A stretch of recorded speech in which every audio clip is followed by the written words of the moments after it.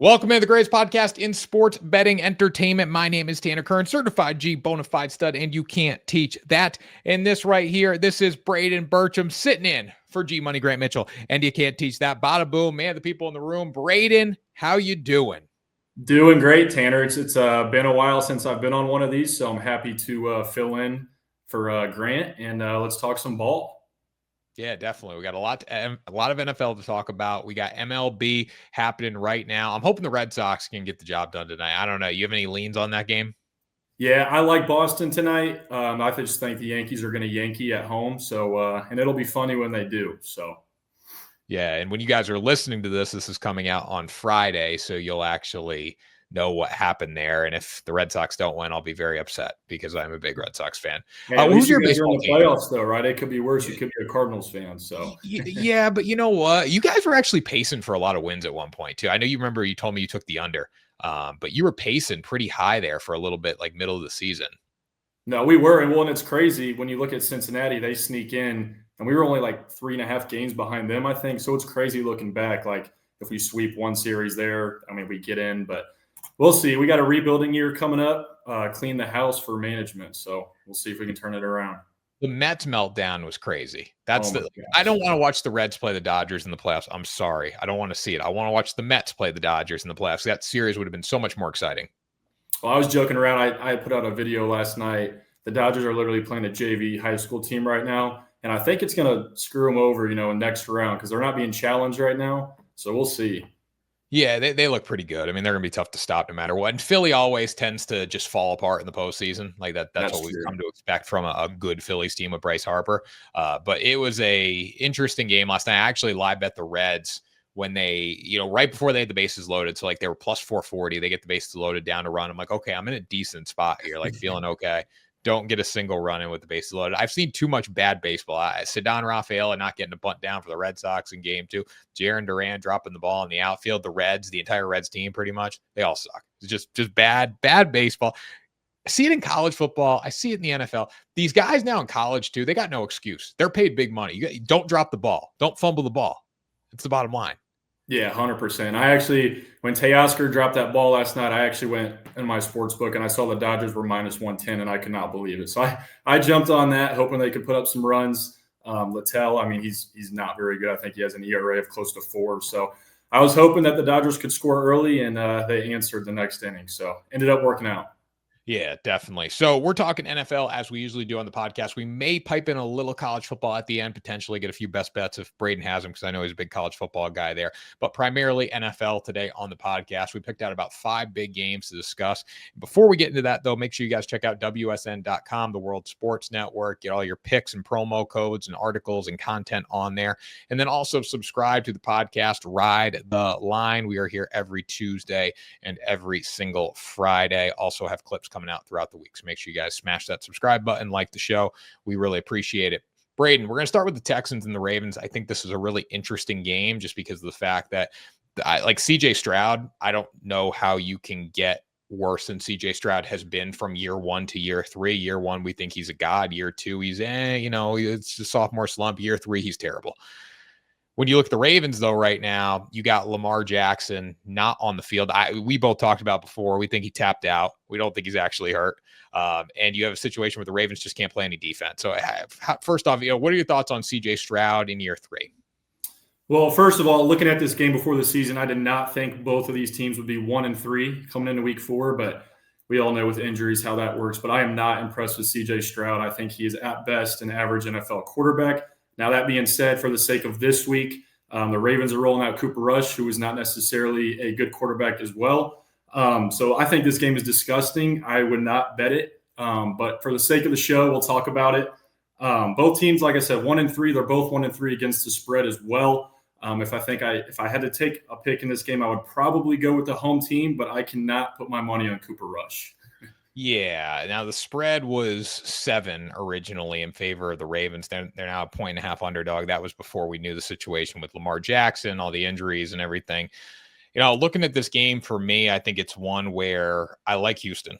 I think Houston gets it done just because watching Cooper Rush when he did come in to relieve Lamar Jackson, I was really not impressed. And at least with the Texans, they're going to play good defense, where I can't say that about the Baltimore Ravens. I'm starting to realize too this year, like, you need a great quarterback to win. Don't get me wrong. But if you just play quality defense, you're going to be in games. Now, Houston's done that. They haven't had the offense, so it's really hurt them. But I think their offense is better than the Baltimore Ravens with the situation they're under right now with no Lamar Jackson. Would you agree with that? Yeah, 100%. I did some digging before the show. The last time Baltimore was a home dog, if you had to take a guess? Was Lamar Jackson the quarterback? He was. It was, so it wasn't the Chiefs playoff game. It was probably against the Chiefs or the Bills, I'm assuming. It was Cincinnati in 2022. Okay. Wow. Okay. So been a while since Baltimore's been a home dog. I think they ended up losing that game too. I'd have to double check. When was Burrow's Super Bowl season? That was 2021? 21, yeah. 21. Okay. Yeah, so that makes sense. Yeah, I mean, so we'll see.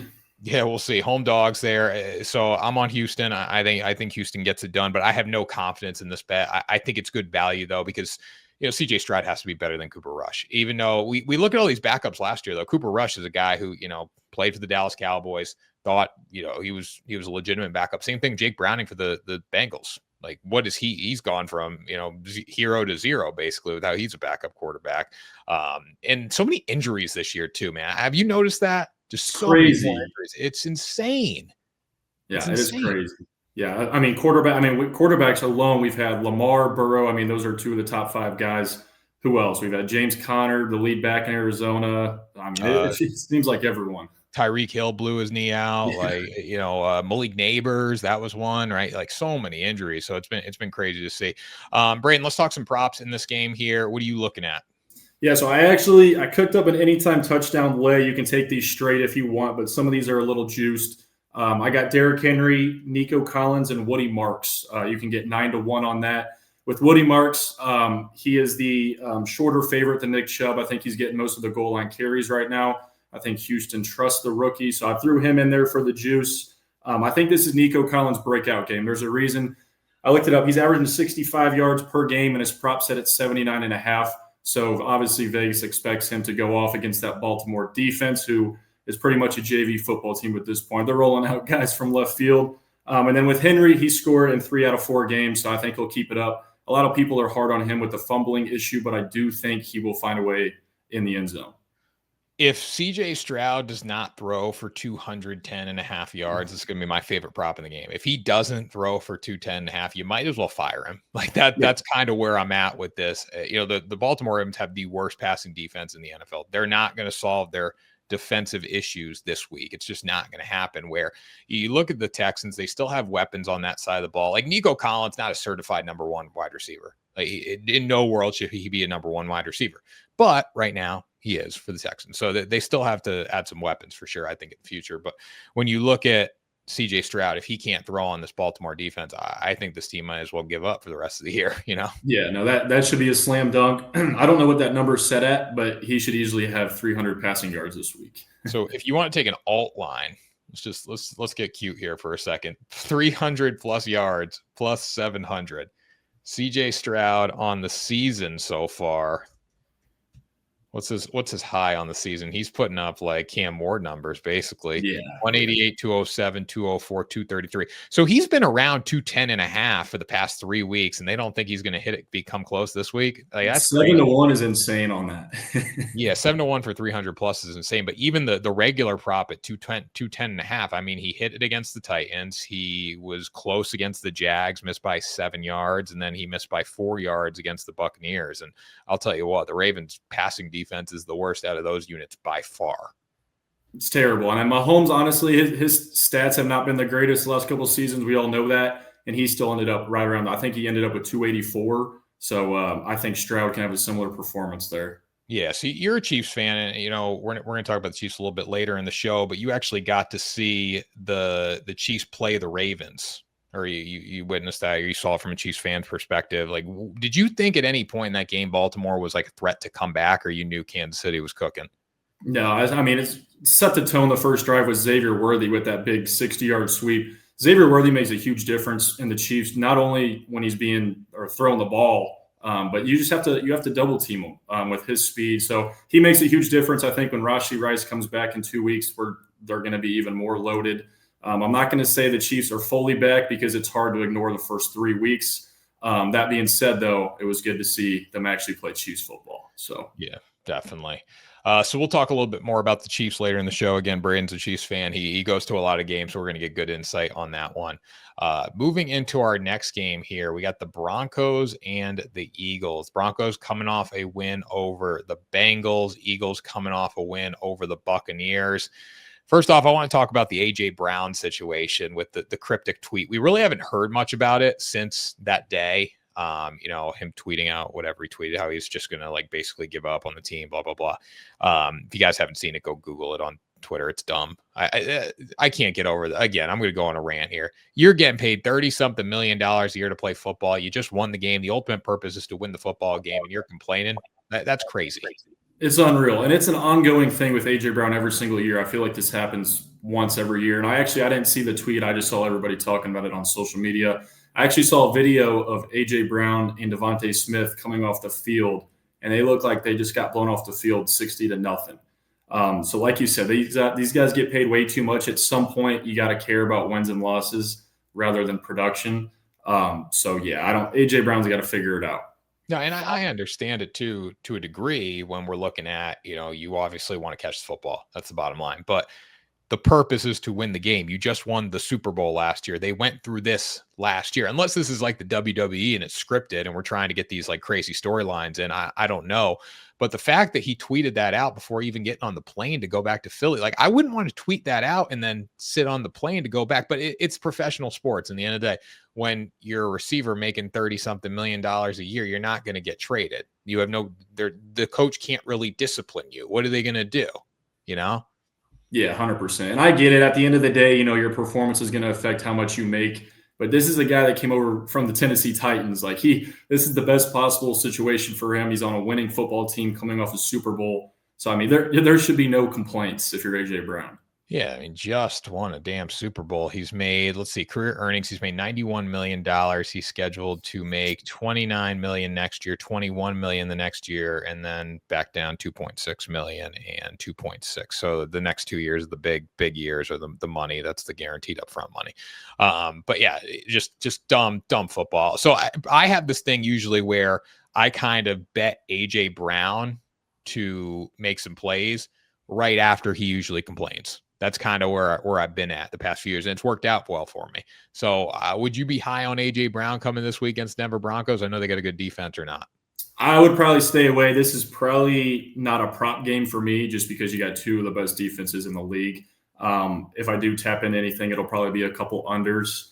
The one guy I do like to go over is Cortland Sutton. If we're getting into props, I like him at 57.5 this week.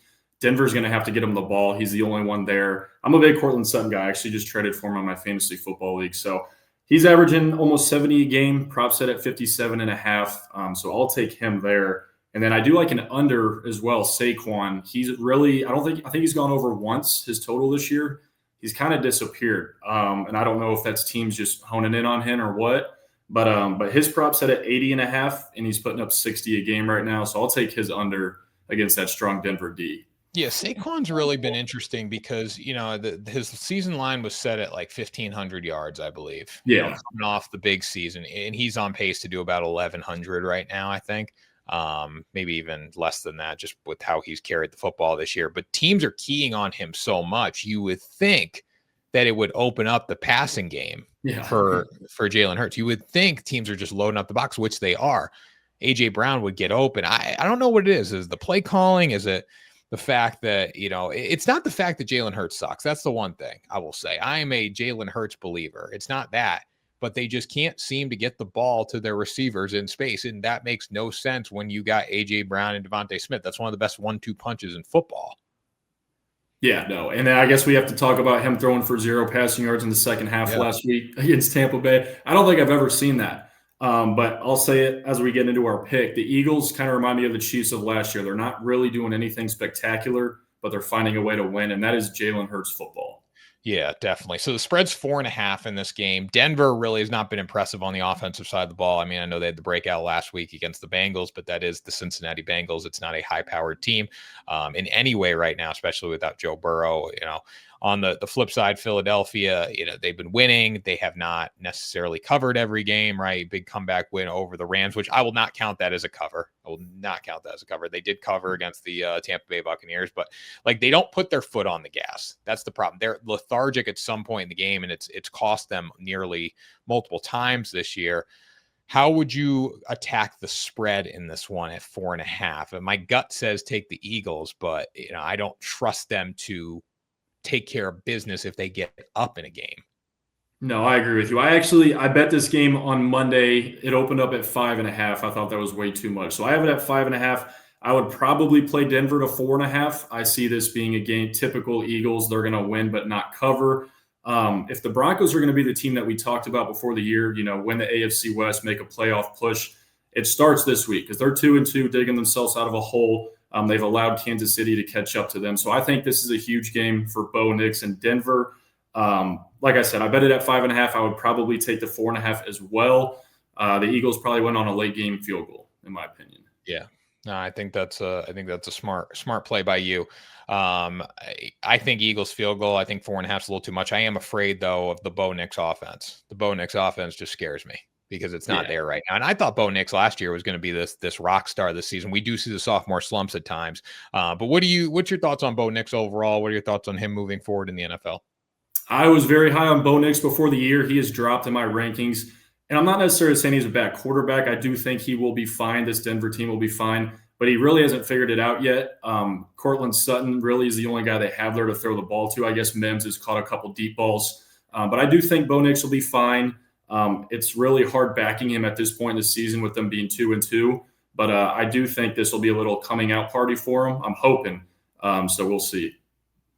Yeah, definitely. That's kind of where I'm at here with it too. Okay, so Braden, we got Buccaneers versus Seahawks coming up right now.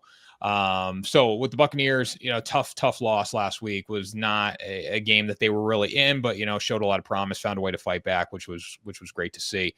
On the flip side here with the Buccaneers, pulling up the numbers, the odds right now. We got Buccaneers coming in as a 3-point favorite on the road against the Seattle Seahawks. Emeka Egbuka is probably not Emeka Egbuka. Bucky Irving's probably not going to play in this game, I was seeing. Tough to travel across the country if you're the Tampa Bay Buccaneers, but my gut just tells me Buccaneers all the way here. Yeah, the Tanner, this is my favorite bet of the weekend. I am taking the Bucks. I tell my buddies this all the time. Anytime I can get Baker Mayfield over a field goal, I'm going to take it. I sent a tweet out a couple weeks ago. I think Baker Mayfield's the best 2-minute drill quarterback in the league. I feel like every time I'm watching him before halftime or if the Bucks need a score to win the game, he always delivers. Godwin, he's back, I think. Chris Godwin's playing. Yeah. Mike Evans is out. So Egbuka's healthy too, right? Yeah, Egbuka's healthy. Yeah, so I'm high on Egbuka as well. I actually took his over for one of my props. But no, I think this is a game where the Buccaneers are going to just hang in there, and then at the end, when Baker Mayfield needs to be Baker, he's going to drive him down the field. I see the Bucs winning this game outright, honestly. Now, how much fear do you have with no Bucky Irving if he is not in the lineup for them? Yeah, that's the only thing. I'm a big Bucky guy too, but I think they'll be fine. I think they're going to pass the ball a little bit more, obviously, this week. I also think Cade Otton's going to step up big. We really haven't seen him a whole lot. When he's good, the Buccaneers can be very, very good. So they have so many options to throw the ball to. Now, I will say my thing with Seattle, I think they're a good football team. I'm not saying they're bad. But if you watch that game against Arizona, they just let teams stick around. And they could have easily lost that game at the end if Arizona's kicker doesn't kick it out of bounds and sets up Sam Darnold at the 40-yard line. So I do like the Seattle Seahawks team. It's going to be a tough place to play, but ultimately I do trust Baker in that offense. Yeah, Baker's been fantastic. His story going from Cleveland, just where he is now, is crazy. Got that walk-on mentality. Where would you rank Baker? If we're doing top 10 quarterbacks, where are you going to put him on your list? I'd put him top 7 in my list. I'm high on Baker. I'd probably put him right at 7, honestly. Yeah. So, okay. Yeah, he's in that range for me. Definitely 7. I mean, I equate it like best quarterbacks in the NFL, probably in that range. When I look at Baker, though, overall, I would put him like guys I want with the football at the end of the game is a different ranking for me. Like he's top 5 in that. I would say like Mahomes number 1. Josh and Lamar, I don't know. Like they're 2-3, I guess, maybe. I mean, they can't win a big game though against the Chiefs. That's where I struggle with it. But then I look at Baker, and I feel like Baker is just this comeback magic guy. Maybe it's his personality, maybe it's how he conducts himself, but I love Baker. So I would probably put Baker top 3 when it comes to quarterbacks I would want with the game on the line 2 minutes to go. Yeah, he's awesome. And I don't know if you saw that tweet. For the first time since like 2017, every Oklahoma quarterback since 2017 will start for an NFL team this week. Did you see that? Yeah, I did actually. Kyler, Baker. Who else was it? We got Caleb, and then think of a backup, I think, right? Oh, yeah, I'm trying to figure out. Let's see. I don't know. I thought that was insane. Well, Oklahoma's kind of quarterback I guess. Yeah, Mateer this year too. Every Oklahoma quarterback 2015 to 2023. So it's Kyler. I got the list here. Kyler, Dylan Gabriel, I guess, is the Gabriel. That's what I was. Yeah. See, you don't think of Gabriel as an Oklahoma quarterback. You think of him as an Oregon quarterback. Yeah, definitely. So I will take the Bucs to win outright. You will take the Bucs to win outright. We both love the 3 points, obviously. So we're going to go with that. Any props in this game that you like? Yeah, so I'm going to ride the hot hand. I'm going Jackson Smith and Jigba, 80-plus yards. He's averaging 100.5 a game right now. I think he's wide receiver like 3 in the NFL right now. So I'm going to continue to take him. I also like Kenneth Walker anytime touchdown. What did I say? He scored 3 times this year, and he did not score last week, so I like a bounce-back spot for him. Yeah, definitely. I'm going to go with – I'm going to take – Bucky Irving is not going to play, so that means Rachaad White. I don't have props in front of me right now for Rachaad White, but I would take him over his rushing, whatever that is. If Bucky Irving's not in the lineup, I think they have to establish the ground game. Also, the fact Mike Evans being out really did impact the Buccaneers. Emeka Egbuka definitely stepped up, as he has all season long, but it seemed like they struggled to get the ball downfield without Mike Evans in there, so that's one thing to know. Cade Otton also, I think he really has to get involved. The Buccaneers got a lot better last year when Mike Evans was hurt, when Cade Otton started catching the football, so that would be another guy who I would look for over the receiving yards on, but obviously a lot of injuries are unknown right now, so props are definitely tough to find on this Tampa Bay Buccaneers game. Any other things, Braden, before we move on here? I think that's it. Yeah, I guess those were 2 Seattle props for Tampa Bay. I agree with your Egbuka. He's been a stud all year. I think they're going to rely on him. So that would be my Tampa Bay prop in this game, his yards. So Patriots versus Bills here. This is an interesting one. I mean, the Patriots kind of my team, I'd say. I've definitely distanced myself since Brady left, but I do like the Patriots. 8.5-point road underdog going to Buffalo here. I could see this game playing out in multiple ways. I could see Buffalo dominating the game, blowing the Patriots off the field. I could also see the flip side where the New England Patriots find a way to, make some magic and keep it close and cover the spread. So, we'll start with you as the unbiased better here. Who would you take and why? I love the Patriots in this spot at 8.5. I think this is way too many points for a division game. The Patriots are in second place. I think the Patriots are a really good football team. I'm not saying they're going to make the playoffs or make a run or anything, but this is a tough matchup, division matchup in Buffalo. And if you watch the Bills game last week, they just let New Orleans hang around up until that fourth quarter. I think they ended up winning by 12, but that is not how the game went at all. The Saints actually had a chance to win that game. But no, I think Vrabel has changed the culture in New England. I love them at 8.5 points. And it's probably my second best bet of the week. I love the Patriots. So yeah, I'm going to take the Patriots here, 8.5 points. It's either going to go really good or really bad. That's kind of where I'm at. I don't think it's going to be a close one, like a close spread cover. You're either going to know you're covering the whole time, or you're going to be, Buffalo is going to be up 14 points. Patriots might cut the lead down. Oh, it looks okay. And then they just keep pouring it on, and you're not going to be able to stop the Josh Allen offense. One thing to know with the Patriots, they've really struggled in the secondary. Like, they've given up a lot of yards through the air. They've been okay in the red zone, a little better in the red zone, I'd say. But like, when you look at their yards given up, yards allowed, they have really struggled there. So that's one thing to note with the Patriots defense going against a guy like Josh Allen, who's just been fantastic this season. The prop that I'm looking at in this game, Josh Allen over 225.5 passing yards. It's Sunday Night Football. Obviously, they can run the ball on the Patriots if they want to, but I think they go to the sky, throw the ball with Josh Allen a little bit here. He's only hit this in one game so far this season, but he really has not had to throw based on the game situations they've been in. So I think this is one where bless me. Bless you. Bless me. Yeah. Oof, that's a good sign for the bet where the Patriots definitely should show up and play. I'm going to keep that in. I'm not going to edit that one out. Might as well. That's good vibe. Good vibe. But yeah, Patriots find a way. But Josh Allen definitely goes over. I think that means Drake Maye probably has to go over too, because the Bills are scoring points. The Patriots got to score points. So this could be a high scoring game. I think that's one of these games that, especially if the Bills play like they did last week, just a sloppy play. This is one where the Patriots could come in, score some points, and both quarterbacks go over. Yeah, you pretty much hit it on the head. I have here the game over and both quarterbacks over. I like Drake Maye's over a little bit better than Josh Allen. They have it at 227.5. He's putting up about 250 passing yards a game. Drake Maye's has the 8th best QBR in football, so he's playing great football. I think Diggs might have a breakout game as well, but I think we both agree both quarterbacks are going to have to throw the football. And the total for this game is 49.5. I agree with you. I think that's way too low. This is going to be a shootout. And I think for Patriots bettors, we kind of want this to be a shootout.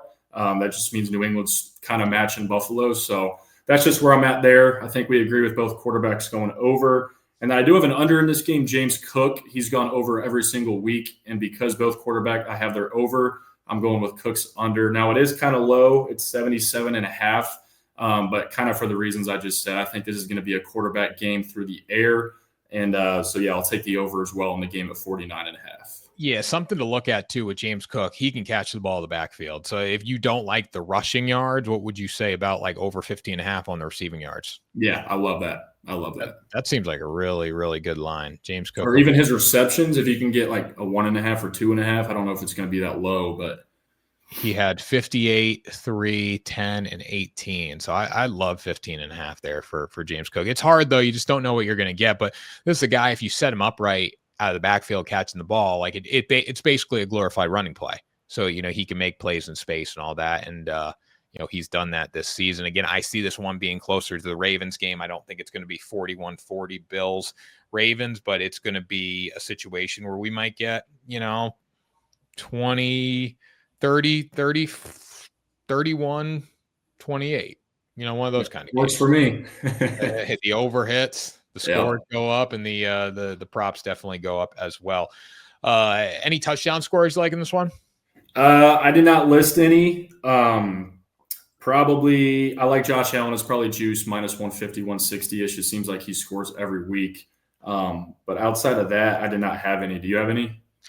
I like Keon Coleman to find the end zone for the Bills. I think he's going to have a good night. Dalton Kincaid is always one of my favorite touchdown scorers, scored in 2 of 4 games so far this season. So that's a guy that I always look to. And again, I think the Bills have to get him involved early. That's another prop I would look at, his receiving yards, because last week we look at the Buffalo Bills, did not get the ball to him till later in the game, had 1 catch or 2 catches, maybe 1 touchdown.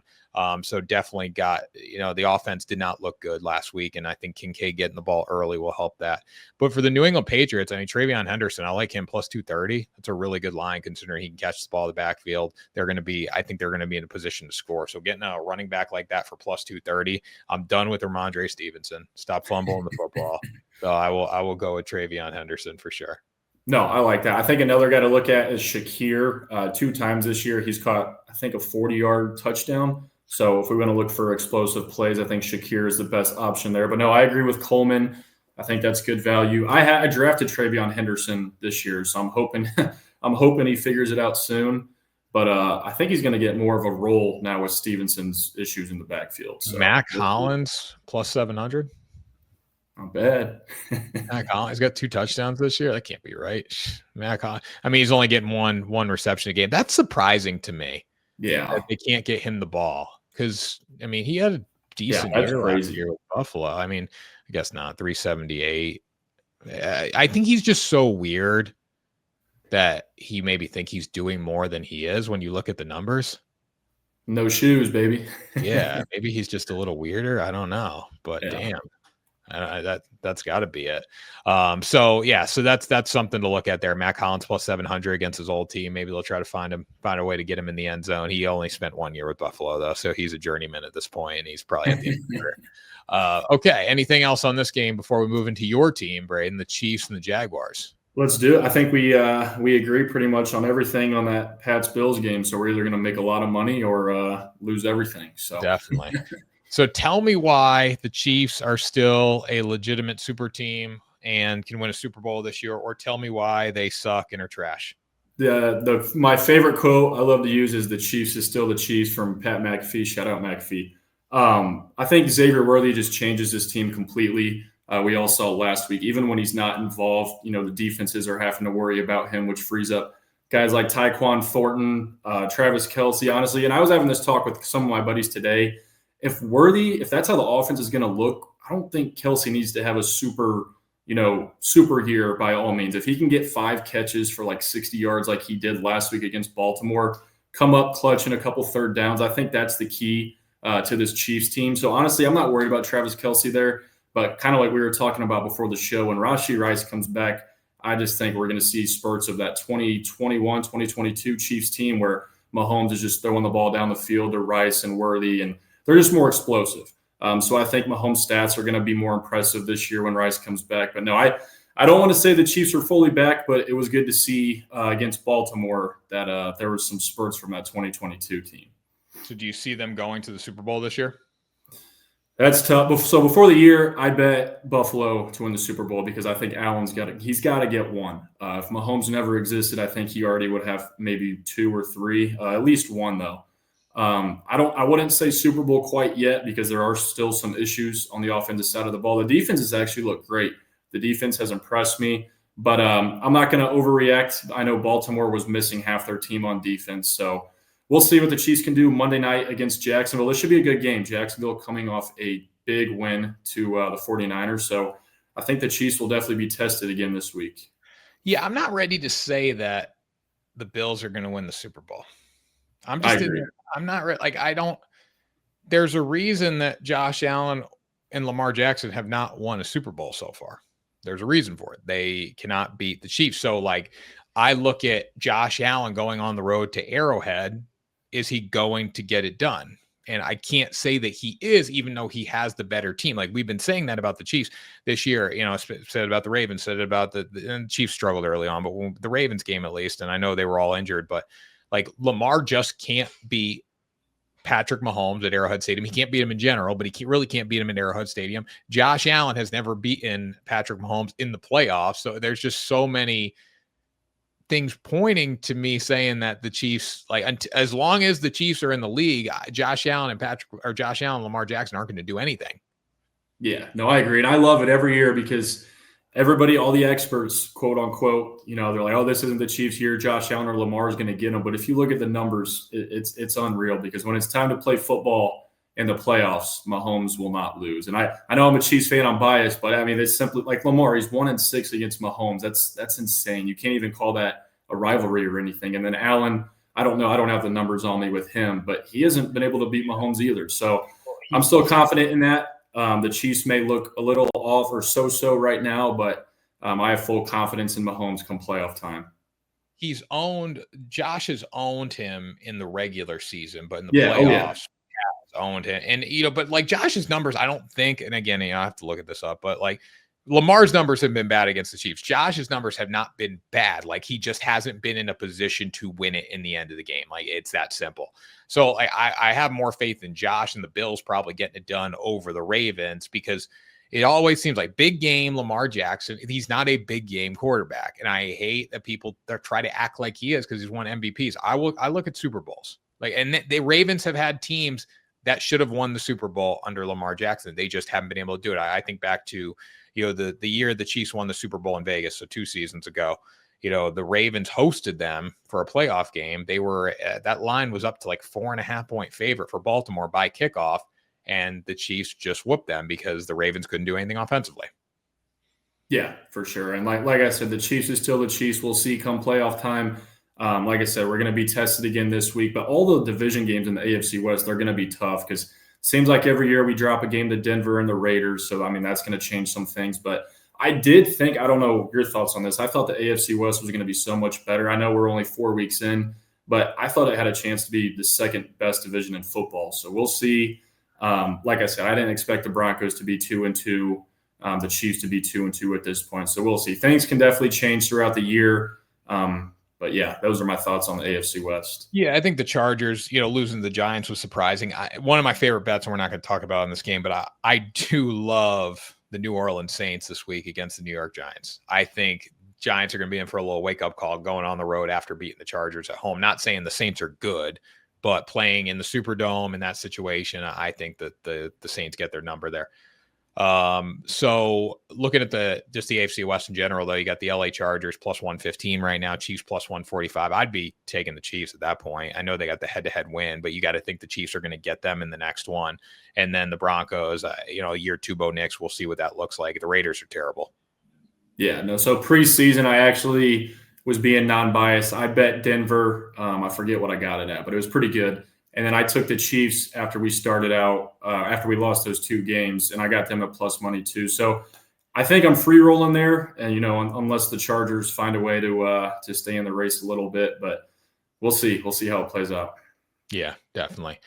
Okay, so we got a big game here: Jaguars and Chiefs. This is one where I look at the 3-point spread in favor of the Chiefs based on how they played last week. And I'm like, is this too good to be true here? Because I don't have much respect for the Jaguars. I think Liam Cohen's a goofball. I think he's a good offensive mind, but Trevor Lawrence is still not where they need to be. Like, the offense for Jacksonville has not been good. The defense is what's won them games. So how do you see this one playing out?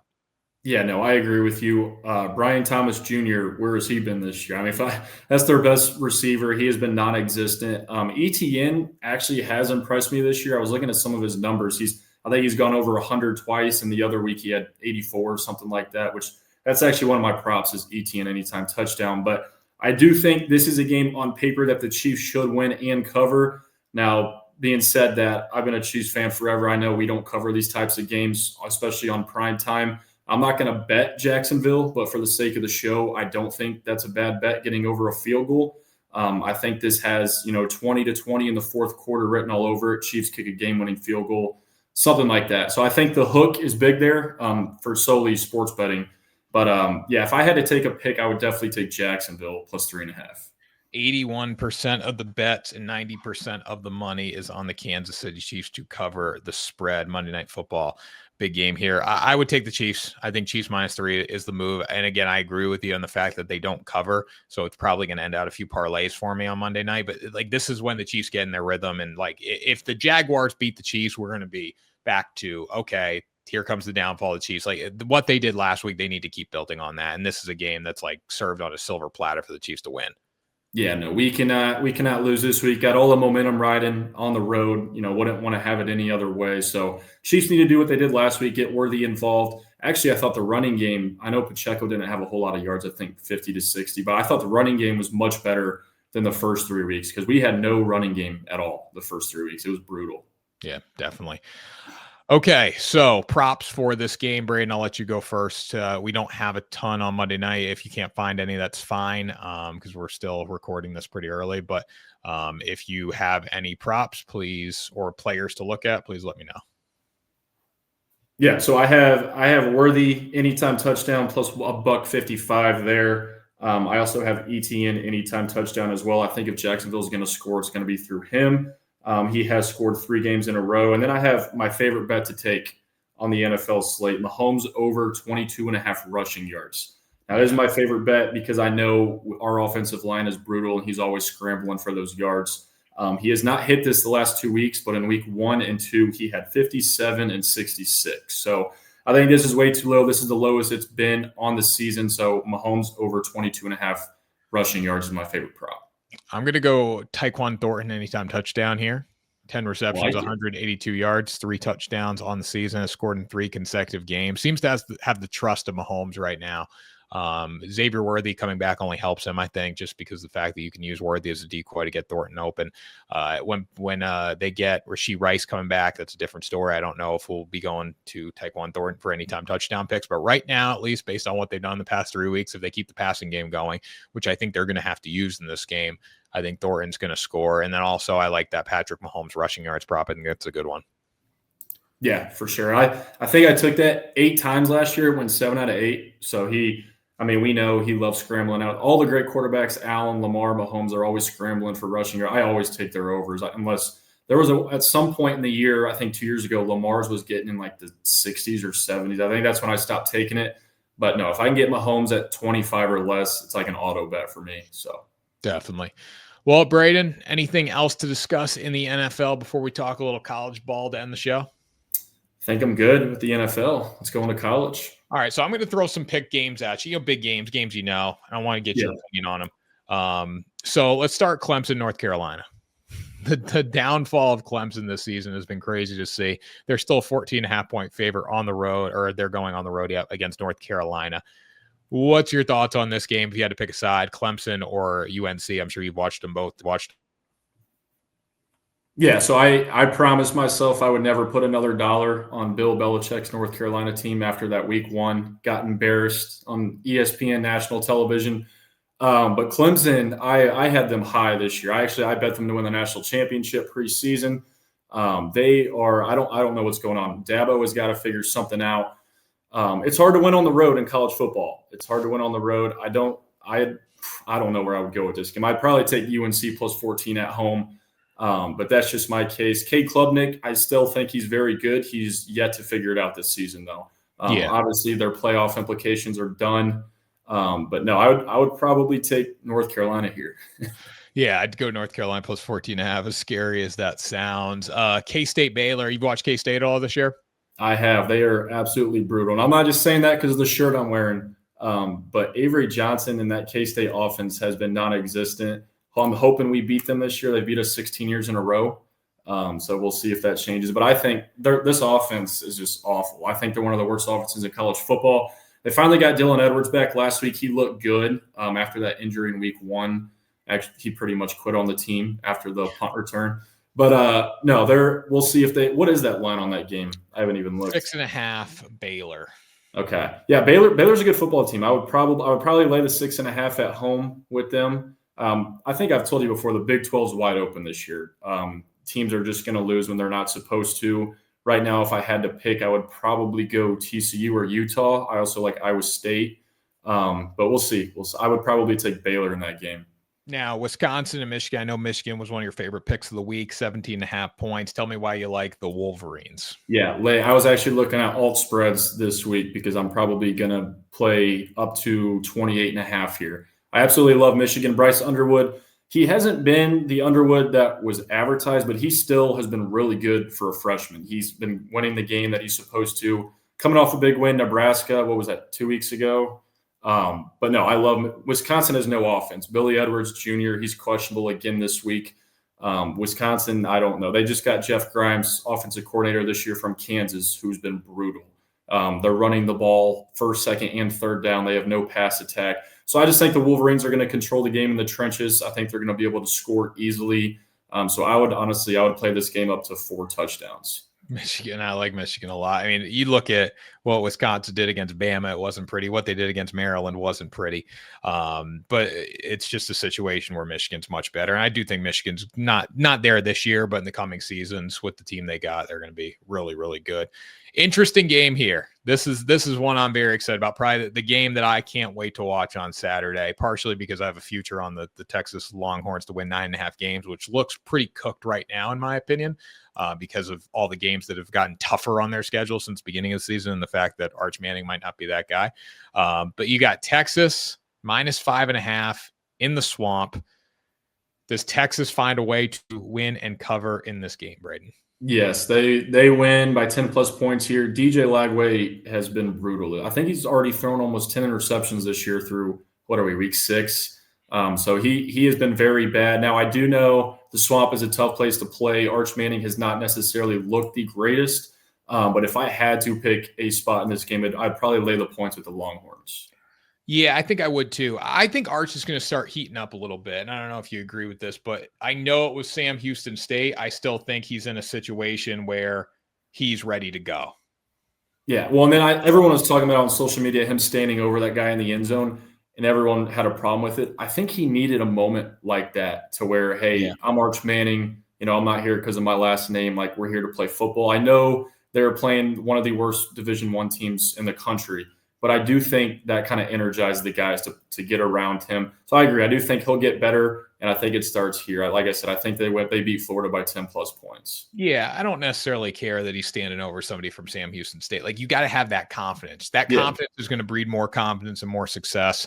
And I do think he's going to have a big game here, and I think they get it done in the Swamp. So that's one of the big games. The final big game here we got is Miami and Florida State. Miami 4.5 on the road against Florida State. Hard to go to Tallahassee and win a football game. With that being said, though, Florida State, I think they were a little bit of a pretender, and we saw that. They got knocked off. So Miami, I think personally, is that good. And I would be taking the 4.5 or laying the 4.5 here on the road against Florida State. I like what they're doing on offense. I like what they've done on defense. They've got better in all areas. Carson Beck's a legitimate player. And this Miami team's good. So I'm going to lay the 4.5 here. What do you think?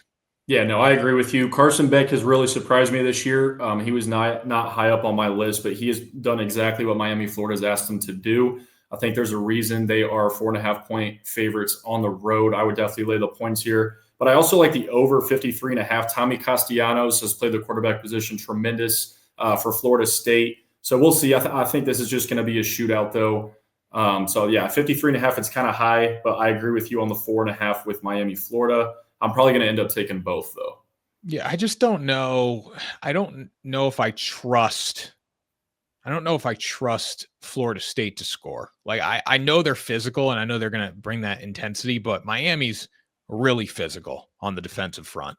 So no, they are 100%. It's a situation where I think if Florida State can't run the ball, like we saw last year with Castellanos, really good at the beginning of the season with Boston College and just tapered off. This is a situation where I think that's going to happen here as well. I don't think Florida State's going to be a legitimate team down the stretch. I don't know if they finish the season in the top 25. Yeah, no, I agree with you there. If he can just be half as good as what he was against Alabama week 1, I think this has a really good chance of going over. But they just got to get back to the basics. He can't turn the ball over. I love him because he utilizes his feet all the time. His rushing yards props are always free too. But no, I think it's going to be a shootout. If Florida State can get to like 24-ish here, I think we'll be good because Miami, Florida, they're going to put up points. We all know that. So, but no, I agree with you. Miami, Florida, take the -4.5 and the over as well. So Kansas versus UCF. I'll let you finish with this since you're the KU guy. What do you got? Well, if you would have asked me before last week, I would have said slam dunk, take the Jayhawks on the road. However, letdown spot at home, lose to Cincinnati. Defense is the worst in Division I. I don't know where our defense was. Did you see the end of that game by chance? No, I haven't been watching a lot of Kansas this year. So it was so back and forth. We scored to go up by 3 with like 32 seconds left. Cincinnati marched all the way down the field. Ended up scoring towards the end. But no, Kansas, the defense has been a big question mark. Offense has been great. Jalen Daniels in his 6th year. He's been really good. But UCF's a tough place to play in the bounce house. If I was not being biased, I would probably take the home team with the points. Not saying KU can't win this game, but I do like the things that UCF has done early on this year. I think it's going to be a shootout as well. Typical Big 12 over. So that's probably a good bet if you're looking for a bet in this game. But if I had to pick a side, I'd probably lean UCF. Awesome. Well, Braden, what'd you think of your appearance on Ride the Line today? Have a good time. Good. It's been a while. It's been a while. Yeah, it's good to be back. Been a while. Good to talk some ball.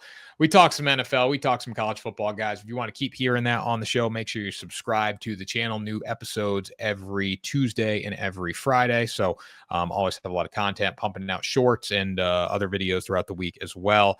So like, share, subscribe, and also check out WSN.com, the World Sports Network, for all your sports betting picks, promo codes, articles, and all that good stuff. Tanner Curran signing off alongside Braden Burcham, and we will see you next time for another episode.